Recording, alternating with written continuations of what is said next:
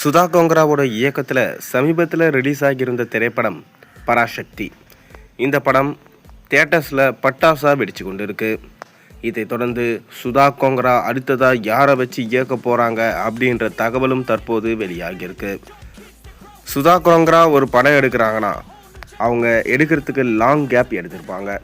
அதாவது ஸ்டார்டிங்கில் வந்த படமாக இருக்கட்டும், அதுக்கப்புறம் வந்த இறுதி சுற்று படமாக இருக்கட்டும், அதுக்கப்புறம் வந்த சூரரை போற்று படமாக இருக்கட்டும், எல்லாமே பார்த்தீங்கன்னா கிட்டத்தட்ட 6 வருஷம் 4 வருஷம் கேப்பில் தான் படம் எடுத்திருப்பாங்க. தொடர்ந்து இப்பயுமே பராசக்தி படமே 4 வருஷம் கேப் கழித்து தான் படம் எடுத்திருக்காங்க. அதை தொடர்ந்து இப்போ சூப்பர் ஸ்டார் ரஜினிகாந்த்கிட்ட ஒரு கதை சொல்லியிருக்காங்களாம். முழுவதுமான லவ் ஸ்டோரியாக இந்த கதை அவங்கக்கிட்ட சொல்லியிருக்காங்களாம். இது கண்டிப்பாக சூப்பர் ஸ்டார் ரஜினிகாந்த் நடித்தார்னா அவருடைய கெரியர்லேயே ஒரு டிஃப்ரெண்ட்டான படமாக இருக்குன்னு சொல்லிட்டு சுதா கோங்கராவே சமீபத்தில் சொல்லியிருந்தாங்க. இப்போ அடுத்த படத்துக்கான ஹீரோ தேர்வை முடிவு பண்ணியிருக்காங்களாம் சுதா கோங்கரா. ஆரம்பத்தில் பார்த்தீங்கன்னா துருவ் விக்ரம் போன்ற இளம் நடிகர்களுக்கு வாய்ப்பளிக்கலாம் அப்படின்னு சொல்லிட்டு சுதா கோங்கரா முடிவெடுத்திருந்தாங்க.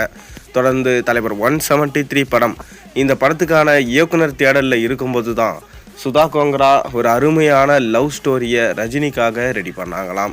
இந்த கதையை ரஜினியிடமே அவங்க சொல்லியிருந்தாங்க. ரஜினிகாந்துமே முழுவதுமாக டெவலப் பண்ணிட்டு வாங்க பார்க்கலாம் அப்படின்னு சொல்லிட்டு சொல்லியிருந்தாராம்.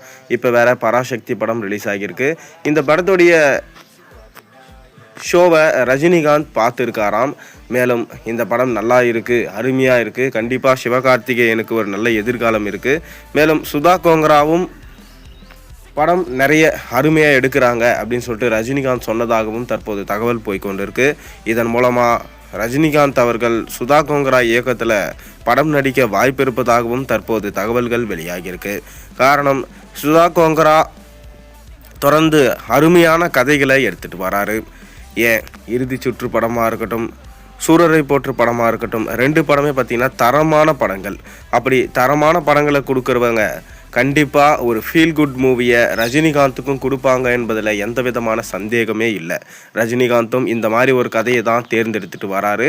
அதை பக்காவாக படம் எடுக்கிறதுல சுதா கோங்கரா கை தேர்ந்தவங்க.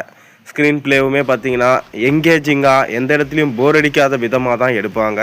அப்படி இருக்கும்போது சுதா கோங்கரா அவங்க சொல்கிற கதை ரஜினிகாந்துக்கு பிடித்திருந்தாலுமே திரைக்கதை எழுதுனதுக்கப்புறம் முழுமையான ஸ்டோரி ரஜினிகாந்துக்கு பிடிக்கணும் எனவும், அப்படி பிடிச்சா கண்டிப்பாக சுதா கோங்கரா படத்தை ரஜினிகாந்த் பண்ணுவாங்க அப்படின்ற விஷயமும் தெரியும்.